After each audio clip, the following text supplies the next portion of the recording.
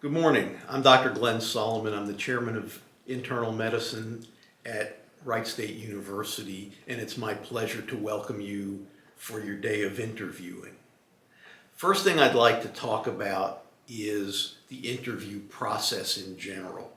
I know this is a very high anxiety time for everybody who's interviewing for internal medicine, and I just want to reassure everybody that you are all going to do fine in this process. The data over the last many years shows that greater than 80% of U.S. medical school graduates will match into one of their top 3 programs in internal medicine. So what that means is that this is not a matter of will you get an internal medicine residency program, but rather what should be one of my top programs, what should be my top 3 selections. And to help you in guiding you through those top 3 selections, I'd like to sort of talk about what you should get out of the interview process. Because what this is really about should not be, can I make these people love me over half a day by virtual interview, but rather, how do I assess this program? Is this the place that I want to go? Should this be one of my top 3 choices? Because you're all going into internal medicine, there's no doubt in my mind you're all severely obsessive compulsive and probably have very long checklists about all the things you're going to think about in the programs to help you make the decision about where you want to go. But I want to add 4 things to your list to make sure you think about them as you select your internal medicine program. First, I want you to think about the diversity of the patients and the experiences you're going to have as a resident. At Wright State, we use 3 different training sites. We have Miami Valley Hospital, which is roughly 1,000-bed urban academic medical center. It is the most active level 1 trauma center in the state of Ohio. It serves both as the safety net hospital for the Dayton region, but also as the tertiary care medical center. Roughly 50% of your residency time will be spent at Miami Valley. About 25% of your time will be spent at the Dayton Veterans Administration Hospital. The VA population is a bit different. It tends to be a little bit older, a little bit more male, lots of chronic medical illnesses. Our VA is somewhat unique in that it's the 2nd oldest VA in the United States. It was chartered by Abraham Lincoln. The 3rd site that we have our residents rotate through is the Wright-Patterson Air Force Base Medical Center.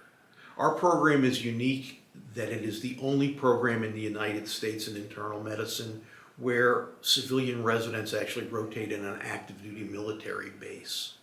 This population is somewhat different still than the other 2. To get care at an active duty military hospital, you either need to be active duty military or retired military. That means these are people who are used to getting free medical care and are used to taking orders, which means that they tend to be very compliant, and since all of their medications and care is free, they tend to be very good about getting the medical care that's prescribed for them. Makes them a very unique population to take care of. So we offer a lot of diversity in our patient experiences. The second thing to think about is the level of autonomy that you'll get as a resident. In every program, as you mature as a resident, you will get more autonomy. But one of the nice things about having 3 different sites is that the level of autonomy that you get does vary somewhat. There tends to be a bit more autonomy at the VA than there would be at Miami Valley Hospital or maybe even at the Air Force Base. So again, for those people who want more autonomy, it's available to them. For those people who want someone being more helpful and watching over them, that's also available to them throughout their residency. So again, depending on your comfort level, you can sort of pick and choose where you want to do some of your rotations to meet your needs. The third thing that I think is critically important is for people to think about how they best learn. Nowadays, most of you have done your medical school in places where you have things like flipped classrooms, team-based learning, peer-based learning, and the like. I think it's important that you train in a place where they teach in a way you are most comfortable. If you really like PowerPoint didactic lectures, then you're going to benefit from a program that focuses their educational program in that way. We have a very unique curriculum that we call an echo curriculum, where we do brief didactics in the morning, and then at noon we do case-based, team-based learning. And we feel that that helps to solidify the type of didactic information you got in the morning when you're able to apply it to cases in the afternoon, and we think that improves people's learning. The fourth thing that I want to make sure everybody thinks about is really the culture of the program. And that's the hardest thing to capture on a day of virtual interviewing.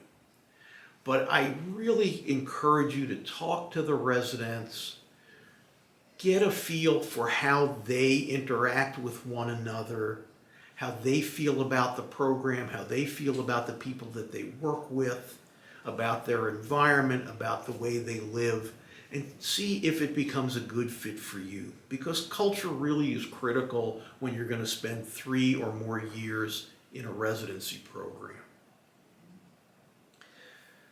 Next thing I just want to touch on are the issues of virtual interviews.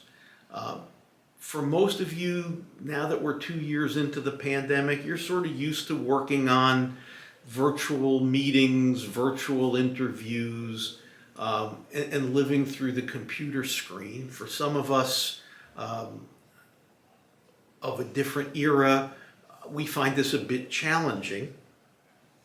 And I think it becomes difficult for us to share with you what the real culture of our institution is. So again, I really encourage you to talk with the residents and try to get a sense of the culture beyond just what you get with the virtual interviews.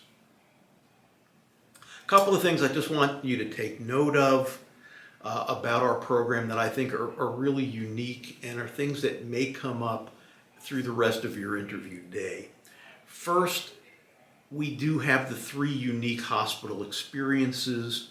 In addition, we have a federally qualified health center that we use for our ambulatory experience, and I think you will find that that is something very unique to our program. Secondly, as Dr. Lamb will talk about when he speaks with you afterwards, is that our second year in our training is a very immersive outpatient experience. We have moved away from the traditional first-year continuity clinic where you're pulled out of your inpatient rotation for half a day a week to see patients on the outpatient center.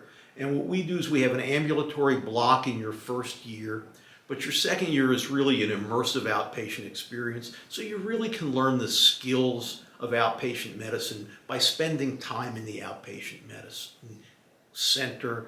You will get a curriculum that focuses on ambulatory medicine, and we believe that'll serve you well because in the modern world, everybody is doing ambulatory medicine. Even people who think they're going to be hospitalists and do all their work in the hospital. Even hospitalists now are doing preoperative clinics, post-care follow-up clinics.